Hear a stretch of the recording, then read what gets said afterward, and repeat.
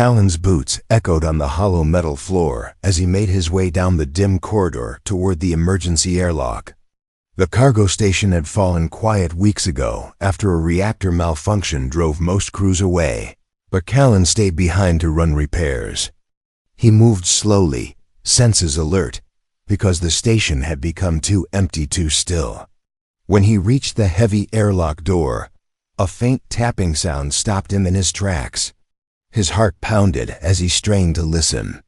Tap, pause, tap, he crouched, and pressed his ear to the reinforced steel. No human being survived here without official clearance. Whoever or whatever stood outside should not have been able to reach him. Callan stood and glanced at the override panel. The prompt blinked. In yellow, open airlock? 1. For a long moment, he hesitated. Then he punched the button. With a hiss of decompressing air, the inner seal slid aside. Callan raised his hand to shield his face as icy wind and flecks of dust blasted past. When the wind died, he saw. Her dot, she leaned against the outer wall, her body curved in pain. Her skin had a pale green tint that glowed faintly under the station lights. Her long hair was tangled and damp with dark fluid blood, he guessed. Her clothes hung in rags, but he caught sight of the symbol embroidered on her torn sleeve. A spiral of stars encircling a broken moon. Callan stepped forward, voice trembling. Are you alive? The alien woman lifted her head and met his gaze with eyes like polished amber. Her lips moved before any sound came out. She swallowed hard, then spoke in a soft voice that still cracked with strength. Please do not leave me here, she said, each word catching on a breath. I will bear your offspring, just don't throw me out. His mind spun. Bear his offspring? He had never heard any alien race speak of bearing human children. Fear and confusion warred inside him, but he forced himself to kneel beside her. He caught her as she slumped forward, her weight nearly collapsing him. He gripped her arm and pulled her inside before the airlock could close. Behind him, the seal hissed shut. Callan punched several overrides, sealing the outer door and cycling the inner hatch. The station lights brightened as he guided her into the narrow foyer. She collapsed against the inner door, breathing hard. He pressed the emergency release. Flooding the small chamber with recycled air and warmth. She coughed and blinked, trying to focus. Callan pulled a medkit from his belt and knelt beside her. Don't move, he ordered gently. From the kit, he drew antiseptic wipes and bandages, cleaning a gash on her temple.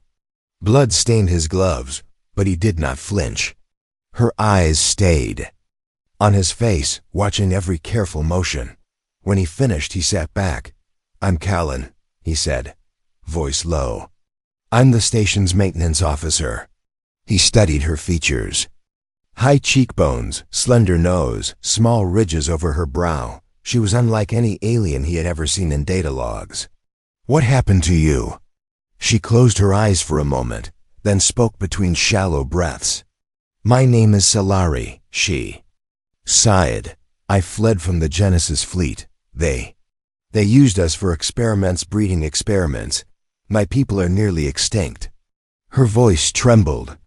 She opened her eyes again and stared straight at him. I carried the air to restore our line. They tried to kill me before the child took form. Callan's chest tightened. He had heard rumors about the shady operations of the Genesis fleet, but never proof. Now he faced a living victim. He reached out and placed a hand on her shoulder. His touch made her flinch, but she did not pull away. Can you stand? He asked. She nodded, voice husky. I must leave before they come. Behind him, alarms blared. The station's sensors lit up red, and an automated voice announced, proximity breach detected. Unidentified vessel approaching. Callan's heart pounded. He grabbed Solari's arm and half-dragged her down the corridor toward the nearest safe room. This way, he said. We'll lock down sectors until I figure out what's happening. She stumbled but kept pace. Every few steps she glanced back, Fear etched on her face. "They will kill us both," she whispered. He shook his head. "Not if I can stop them." As they reached the reinforced door, Callan tapped in his security code. The door slid open with a final hiss. Inside, emergency lights cast a crimson glow on the bare metal walls. He slammed the door shut and engaged the seal. Behind them, the station rattled as something pounded against the hull. Solari leaned against the wall, breathing heavily. Callan switched on a small lantern and trained its beam on her. For a moment, he only watched. He thought of his lonely months repairing a dead station, dreaming of a life beyond these empty corridors. Now destiny had delivered something, or someone alive. He knelt and offered her a cup of water. Her slender fingers curled around it, and she drank gratefully. When her breathing steadied, she looked at him again. "Thank you," she said softly. "I feared I would freeze in the void." Callan allowed himself a small smile. "You're safe." For now. A distant scream of metal tore through the station. Callan rose, heart hammering. He met Solari's gaze, and she met his not as a stranger, but as someone who needed him. In that moment, Callan made a choice. He would protect her and her unborn child, no matter the cost. Outside, the pounding grew louder. The door shivered on its hinges. Callan tapped the sealed console. "We have to move," he said.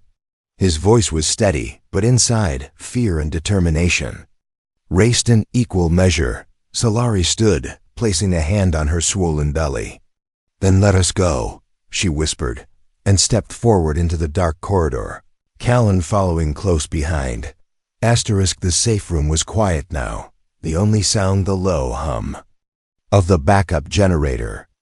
Callan sat on the floor near the reinforced door, holding a wrench in one hand like a weapon.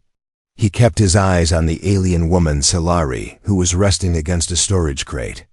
Her skin still glowed faintly in the dim light, and her breathing had calmed. She looked nothing like the monsters in the alien warning posters back on Earth. She looked tired and broken. "How long were you out there?" Callan asked softly. 3 days, she said without opening her eyes. "Hiding in wreckage, eating cold paste. I used up the last oxygen cell before I reached your signal." Callan frowned. "You knew this station was still active?" "I hoped," she whispered. "They said it was dead. That's why I came." Callan shifted, uneasy. "Who said it was dead?" Solari opened her amber eyes and stared at the ceiling. "The Genesis fleet. They dumped me here, thinking I'd freeze or suffocate. I wasn't supposed to survive." Callan's stomach turned. He stood and crossed the room to the nearest console, pulling up the station's incoming logs. Something didn't feel right. Her words echoed in his mind. "They dumped me." Like garbage. He searched for recent signals. There was one, hidden in a low-frequency band used for cargo beacons. When he decrypted it, his blood ran cold. Transmission. Cargo class, biological refuse destination. Station 10 to 943, discard zone.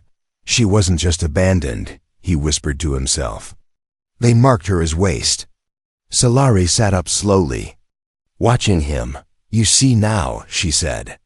"My people were used, and when our bodies failed, they threw us out like broken machines. But why you?" Callan asked. "Why would they risk dumping someone with a child if the child is so important?" She gave a sad smile. "Because they believe the child died inside me. They tried to end it through forced freezing, but I kept it alive." She placed a hand over her belly, her fingers trembling. "I refused to let go." Callan sat down across from her. "You said you'd bear my offspring, but that wasn't true, was it?" "No," she said calmly.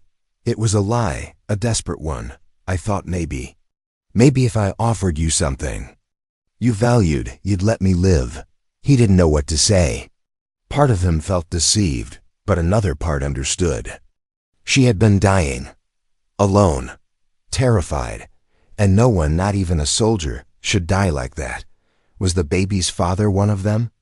He asked. She hesitated. No, it was created through genetic pairing. They took samples from captured humans and matched them with our surviving queens. Callan stiffened. So the child is part human? Solari nodded. Yes, and that's why they fear it. Before Callan could respond, the lights flickered. The door console blinked red. Warning, motion detected. Outer hull. Sector 4. They're here, Solari said, standing with sudden strength. Callan jumped to his feet. How? I blocked all signals. You didn't block the beacon, she said, voice low. There's one in me, inside my back. I felt it burn when I crossed your threshold. Callan stared at her in disbelief. You were tracked? I didn't know, she said, ashamed. They must have implanted it before. Release, a fail-safe. If I got rescued, they'd come clean up the mess, Callan finished. He moved to the med kit, grabbing a scanner. Show me where, he said. Solari slowly turned around, lifting her hair. A faint mark shimmered on her neck, nearly invisible beneath the glowing skin. Callan scanned it. A red dot pulsed on the screen. It's deep, he muttered. But I can get it out.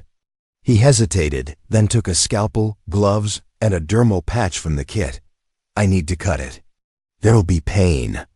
I've survived worse, she said, with a deep breath. Callan made a precise incision just below the skin. Solari gritted her teeth, but didn't make a sound. Within seconds, a tiny metallic chip slid free, glowing faintly with embedded energy. He dropped it into a sealed vial and crushed it. Done, he said, pressing the dermal patch to her neck. But the console beeped again. Warning, unidentified vessel docking, 90 seconds. Solari's voice trembled. They're early. There. Fast, Callan corrected. Too fast. He checked the station's long-range comms, still jammed. Then we run, she said. Run where? I don't know, she whispered, her voice cracking. But if they take me, they'll take the child. They'll strip its DNA, rebuild their line. I'd rather die. Callan stared at her, this woman who had lied to him, then trusted him. With everything, this wasn't just survival. This was something much bigger, something dangerous and precious. He walked to the wall panel, pulled down his old sidearm, and handed her a small shock blade. You're not dying today, he sighed. Not on my watch. Outside, magnetic clamps locked onto the airlock. The hunters had arrived. Asterisk, the station lights dimmed. Emergency power kicked in with a buzz. Callan grabbed Solari's arm and pulled her into the maintenance shaft just seconds before the airlock burst open behind them. The hunters were inside now, silent, armored, ruthless. Their boots clanked across the metal floor, but they didn't shout or search loudly. They hunted like machines. Inside the narrow shaft, Solari's breathing was sharp and shallow, her hand pressed tightly against her belly. Callan whispered, We're going down to the med lab. There's something I need to check. Something about you. She gave a shaky nod. 10 minutes later, after crawling through service tunnels and overriding sealed doors, they reached the lab. Dust hung in the air like fog. It hadn't been used in years. Callan sealed the door behind them and turned to Solari. Sit on the table. I need to scan your DNA. I saw something in your blood earlier. Something ... off. Off? She said quietly. Not bad, he corrected. Different. She slowly climbed onto the table as he activated the old diagnostic scanner. Its lights flickered, then glowed blue as it moved over her. A holographic readout appeared. Lines of data scrolling fast. Callan stared. Her DNA wasn't just alien, it had human segments. Clean, bonded, stable. He checked the timestamp. This wasn't natural mixing. This was deliberate. What is this? He whispered. CELAR. I looked away. They made me carry the first experimental hybrid. I didn't want it. I wasn't asked. They said I was one of the few viable wombs left. Callan's voice was cold. So they bred you like livestock? Yes, she replied. But I survived, and the child ... it lived. He zoomed in further. Not only were the human genes active, they were dominant. Super strength, accelerated. Neural development, increased resistance to radiation, even psychological stability. This wasn't just a child. This was a weapon, or worse. A hope. Callan stared at her. This isn't a normal baby. This child could change everything, Solari finished. That's why they want it. She swallowed hard. Our queens were sterile. Our future was dying. But when they mixed us with your kind suddenly, we could create life again. Callan was quiet. The hunters outside weren't after revenge. They were after control. If they captured Solari and the baby, they wouldn't kill them. They'd breed more. Build armies. Use them. He turned back to the console and saved a copy of the scan to his neural chip. We need to hide this data. If they get it, they'll replicate the process and force thousands into what you went through. She looked at him with a strange softness. You care. He paused, then nodded. No one should be treated like this. Suddenly, a loud clang echoed through the station. They froze. Maintenance hatch breach, the AI whispered through the speaker. Unauthorized entry detected. Callan grabbed the shock pistol from the shelf and tossed Solari a cloak to hide her glow. Come on, we can't stay. As they ran, Callan took a final glance at the DN, a scan still hovering on the screen. He hadn't told her the whole truth. The child didn't just carry her blood and some human genes. The child's human DNA matched Callan's, his own genetic markers, his blood code. His birth ID strand. He was the donor. His eyes widened in disbelief, but he didn't stop. He couldn't. Not now. Back in the tunnel, Solari slowed down. Wait, you're breathing. Heavy. Are you hurt? I'm fine, Callan said, avoiding her eyes. You scanned the child, she said suddenly, stopping. You know, don't you? He hesitated. Then he nodded. She placed a hand over her stomach and said, almost in a whisper, you're the father. Not by your choice, but by fate. He didn't respond right away. Then, that's not what makes me stay. She blinked, surprised. I'm staying because you're not trash, he said. You're not waste. And this baby deserves more than to be born in a cage. Suddenly, the AI buzzed again. Station core compromised. Hull breach in Sector 6. Life support failing. The hunters weren't waiting anymore. They were tearing the station apart. Callan grabbed her hand. We have to go, now. As they reached the escape bay, the emergency door began to melt. Plasma from the hunter's torch started carving through the steel. Solari looked back once. Then, she looked at Callan. If we survive this, promise me one thing. What? Promise me you'll raise the child if I don't. He stared at her glowing eyes. Brave but terrified. I promise, he said. And then the door exploded open. Behind them, asterisk, the blast knocked them both off their feet. The escape bay door had exploded. Inward, smoke and sparks filled the corridor. Through the firelight, shadows stepped in. Silent, armored, glowing red visors. The hunters were inside. Callan grabbed Solari's hand and pulled her to her feet. This way, he shouted, dragging her into the narrow side tunnel behind the escape pod launcher. They stumbled into a dark chamber, an old cryobay lined with empty stasis pods and broken oxygen tanks. Callan locked the inner door behind them and slid to the floor, coughing from the smoke. Solari leaned against the far wall, holding her stomach. The baby kicked hard. Her whole body jolted. Callan saw her wince. What's wrong? Solari looked. Pale. It's beginning. The child ... It's coming. Callan blinked. Now? Here? I've held it back for too long, she whispered. The forced freezing, the starvation. It wasn't supposed to survive, but it did. Now it won't. Wait. Callan's voice tightened. You can't deliver here. No tools, no medicist, no sterilized chamber. I don't have a choice, she gasped. And neither does the child. Callan's mind raced. There had to be something. Somewhere close. Then he remembered the old engineering cradle, back when Argon 9 was an active research station. The engineering cradle had been used for nano-assembly births building machines from the molecular level. It was equipped for precision, heat, sterile shielding, maybe enough to simulate a birthing pod. He stood. Can you walk? Solari tried. Her legs trembled. He didn't ask again. He picked her up in his arms. The engineering cradle was deep. Below the reactor. Getting there meant cutting through pressure tunnels the hunters wouldn't dare enter, too volatile, too unstable. Callan moved fast, sweat dripping down his face as Solari moaned quietly in his arms. I'm scared, she whispered. Callan didn't answer at first. Then he said, So am I, but we'll get through this. Why do you care? She asked. I lied to you. I tried to offer myself like property. You didn't lie, he said. You just thought no one would help without payment. That's not lying. That's surviving. Tears ran down her cheeks. They reached the cradle chamber.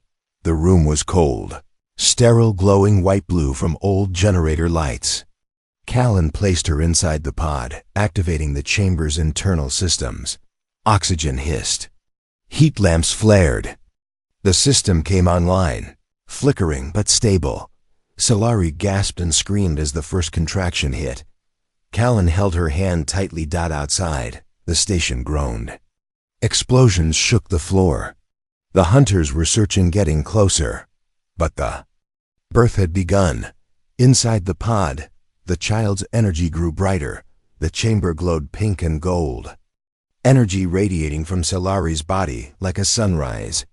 Her skin shimmered. Her eyes lit up. The machine beeped. Biological event detected. Unknown DN, a sequence replicating. Stabilization required. Callan activated the stabilizer. Tubes descended. A glowing shield wrapped around her body. And then silence. Moments passed. Then the sound of a cry, a new voice. A soft, strange cry, unlike any he'd heard before. Not fully human. Not fully alien, but alive. Callan leaned in as the shield lifted. In Solari's arms lay a tiny child, skin softly violet, tiny glowing lines across her eyelids, and bright blue eyes. Human eyes. Callan's heart almost stopped. Solari smiled weakly. She made it. The cradle hummed. Vital signs strong. Genetic signature. Hybrid compatible. Unlocked potential. 87%. What does that mean? Callan asked. The cradle projected a hologram of future model. Enhanced speed. Language by 2 months. Physical coordination beyond elite soldiers. Neural pathways still forming, but too advanced to measure. This child wasn't just alive. She was evolutionary.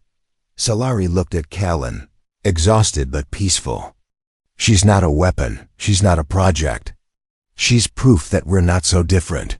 Callan smiled, but it vanished when the cradle's voice changed. Warning. Thermal sensors detect hostiles approaching. 3 minutes until contact. Callan stood. I'll stall them. You seal this door and protect the child. I can't leave you, she said. You won't, he replied. I'll come back. She hesitated, then nodded. Her name is Luma. It means born from starlight. Callan gave a half smile, eyes burning. Luma, got it. He stepped out of the chamber, sealed the lock, and turned toward the upper hall where the last door stood between him and the hunters. He had no plan. No weapons left. Only time to buy. Outside, red lights spun. Footsteps echoed. Tall hunter stepped forward, helmet hissing. Surrender the hybrid, it said, voice cold and mechanical. The specimen belongs to us. Callan stepped forward. She's not a specimen, he said. She's my daughter. The hunter raised its arm. And Callan charged. Asterisk. The hallway shook with every step of the hunter unit. Steel creaked overhead as Callan sprinted forward. A single stun baton in hand, barely a match for their plasma cannons. But he didn't stop. Behind the sealed cradle door, Solari held their newborn daughter. Behind him was Hope. The lead hunter raised its arm and fired. The plasma bolt screamed past Callan's head, searing a chunk of wall into glowing slag. He dove to the side, rolled, and slammed his baton into the nearest fuse panel. The corridor lights blew out. Sparks rained. Darkness at the hunters froze for half a second. That was enough. Callan darted behind a ventilation tank and hurled a magnetic charge. It latched onto the lead hunter's chest, then exploded in a blinding EMP pulse. One unit dropped to its knees, twitching. He grabbed a loose steel bar and smashed its helmet. Crack! The visor shattered, revealing not a machine, but a gray-skinned alien with mechanical implants wired into its skull. Its eyes flickered. Still alive. A voice whispered from the broken helmet. "Protect the line. Recover the blood." Callan's heart pounded. What does that mean? But the other two hunters weren't waiting. They advanced, moving silently, their steps cold and steady like death itself. Inside the cradle chamber, Solari sat in the sterile light, cradling little Luma in her arms. The baby was glowing faintly now. Her skin had changed, golden veins shimmered under her lavender skin. Her heartbeat pulsed in waves that echoed in Solari's chest. "She's more than I imagined," she whispered. The chamber's system beeped. Energy spike detected within newborn. Vital signs stable, potential still climbing. Solari stared down in awe. The child wasn't just healthy. She was evolving. The walls shook. Then a thud, something slammed against the outer door. The hunters had found them. She laid the baby into the energy cradle and stepped toward the console. "Lock the shield. Don't open until I return." Command accepted. The cradle replied. In the hallway, Callan was out of breath. He'd taken down one, but the others had adapted. One used a shock whip, the other had retracted blades humming with static. He dodged a strike, barely missing a slash to the neck, and fell backward against the control panel. The door to the fusion vent opened. "All right," he muttered. "Time to make things messy." He punched a button. A blast of compressed gas burst from the walls. The corridor filled with vapor.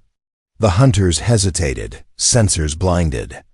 Callan used the moment to roll behind them, kick one's knee in, and swing the steel bar at the base of its spine.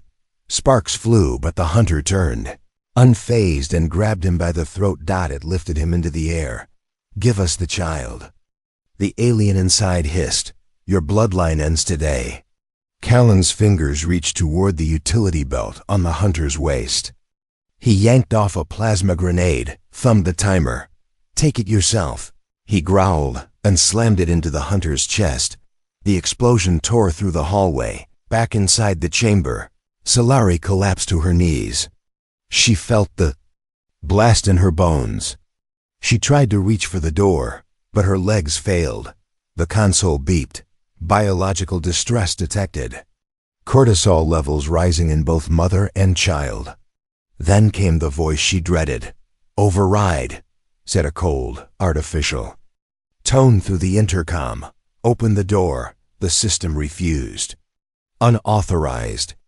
But the override signal repeated. Over and over. The hunters had accessed the command net. Solari pushed herself up and placed her hand on the manual lock. She whispered something soft to the baby. "If I don't come back, survive, change them, show them who we are." She stepped into the hallway, toward the smoke and the smell of burning metal. Callan lay motionless on the floor, blood on his temple. One hunter still stood, its armor half melted, but operational. It raised a blade to finish him. That's when Solari appeared behind it, silent as a shadow. She held something. In her hand, a collapsed energy staff. Ancient, her people's last relic. The hunter turned too late. With a scream, she drove the blade into its chest. A pulse of blue energy surged from the staff, overloading the hunter's systems. It fell dead. She dropped to her knees beside Callan. "Callan, please wake up." His eyes fluttered open. "You came back," he whispered. "You promised," she said through tears. "I'm holding you to that." They held each other, shaking. Then the cradle voice echoed through the speaker. "Warning. The child is activating. Power spike rising." "Identity scan complete." Callan sat up. "What do you mean activating?" The cradle door slid open. Inside, little Luma floated, her body wrapped in glowing light, her eyes shining like stars. The air shimmered around her. Solari covered her mouth in shock. Callan took a step forward. "She's choosing," the AI said. "Choosing what?" he asked. The cradle answered. "What kind of future she will build." Asterisk, the light surrounding the newborn glowed brighter. Luma hovered above the cradle now, her tiny arms stretched out, her skin pulsing with gold and violet energy. Her eyes were open wide and shining, too aware for a newborn. Callan stepped closer. Heart pounding. She single quotes S.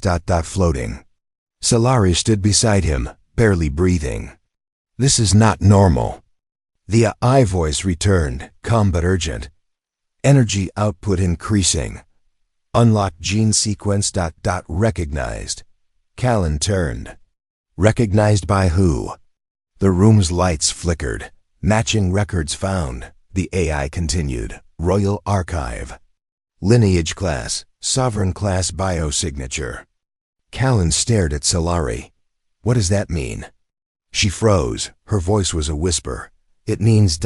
My child isn't just powerful. She's a lost heir." Callan blinked. "To what?" Solari closed her eyes. "To the Xanthine core worlds. My mother was a royal, one of the last.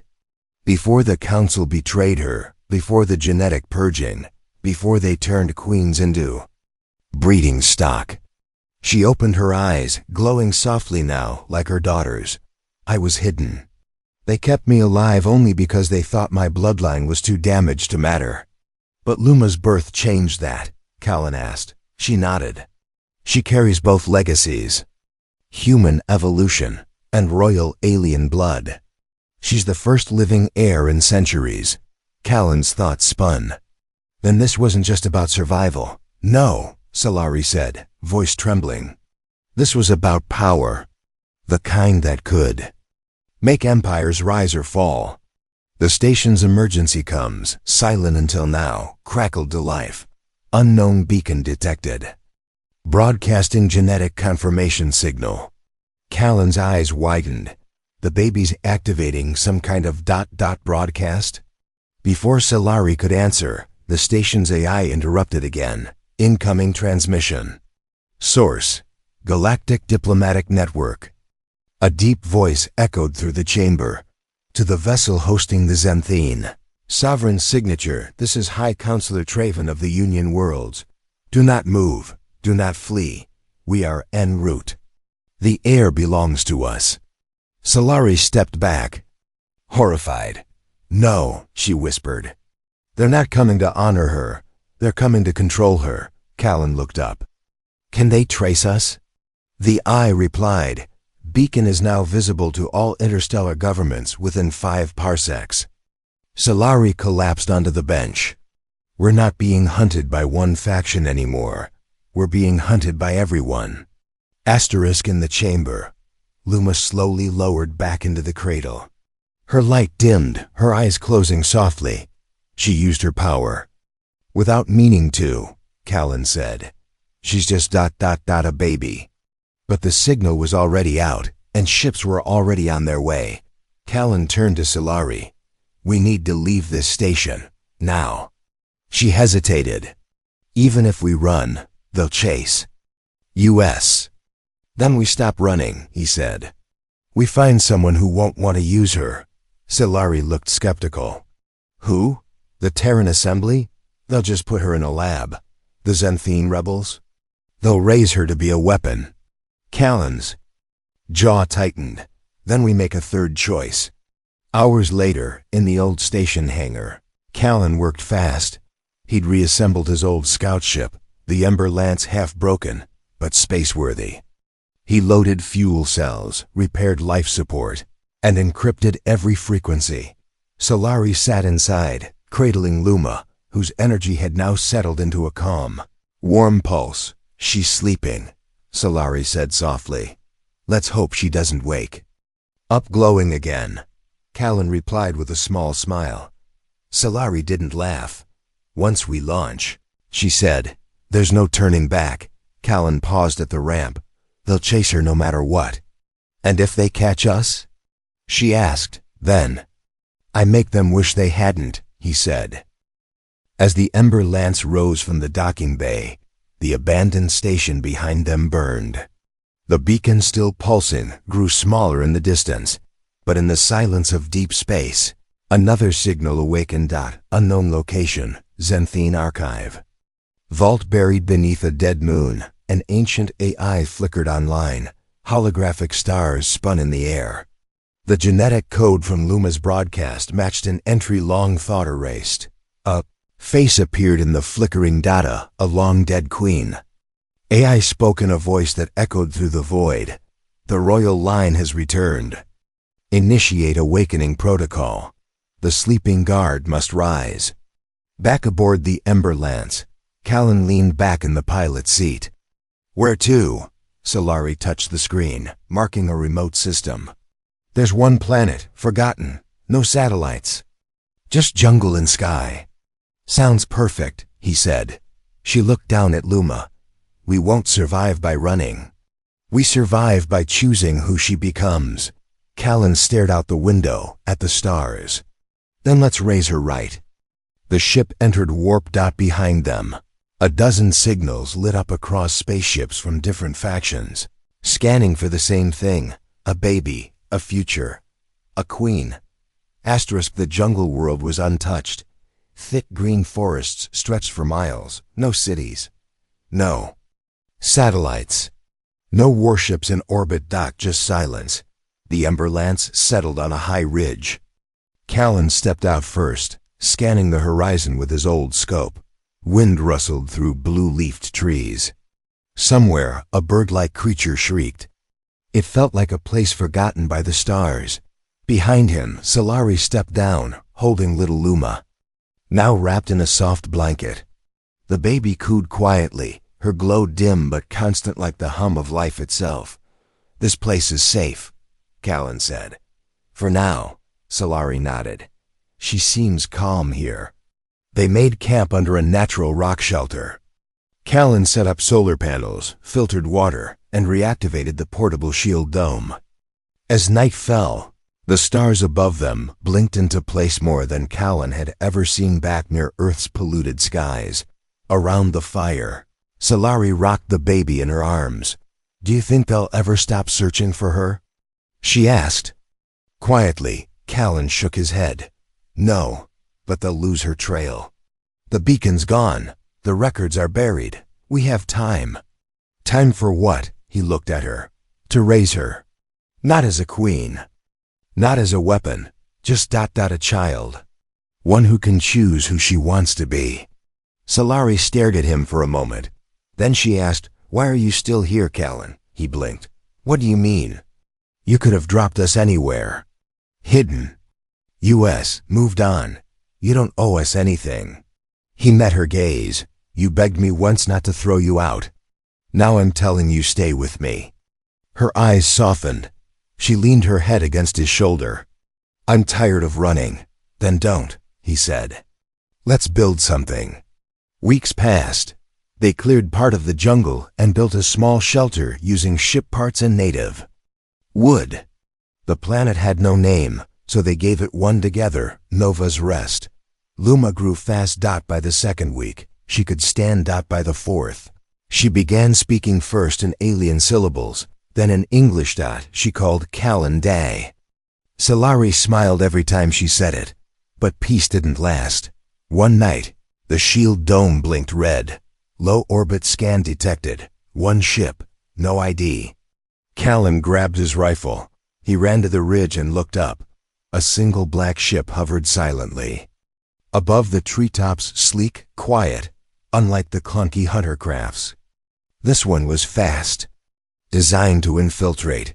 They found us, he whispered. Solari came up behind him. Let's run. No, Callan said. We make our stand. Together. They prepared quickly. Luma, now walking and talking fluently, stood at the center of their shelter, confused. Why is the sky angry, Da? Callan kneeled and touched her cheek. It's not angry, Starlight. It's just confused. They don't understand you yet. Luma tilted her head. But I didn't do anything. I know, he smiled. That's why we'll protect you. The black ship landed near the river. From it stepped one figure, no armor. No weapons, a woman. Tall, pale skin with silver eyes. She held her hands up, peaceful. I'm not here to fight, she called. I am a seeker. I heard the signal. I came alone. Callan held his rifle tight. Why? The woman pointed at Luma, who peeked from behind a tree. I came because I saw what she could become. Solari stepped forward. And what's that? The seeker smiled sadly. Something new. Not human, not alien, something better. Luma walked out. She held a flower in her hand and walked right up to the woman, unafraid. Are you a bad person? She asked. The seeker knelt. I was, once. Luma placed the flower in her hand. Then be good now. Callan lowered his gun. Something in the air changed. The seeker stood. I will leave, but others will come.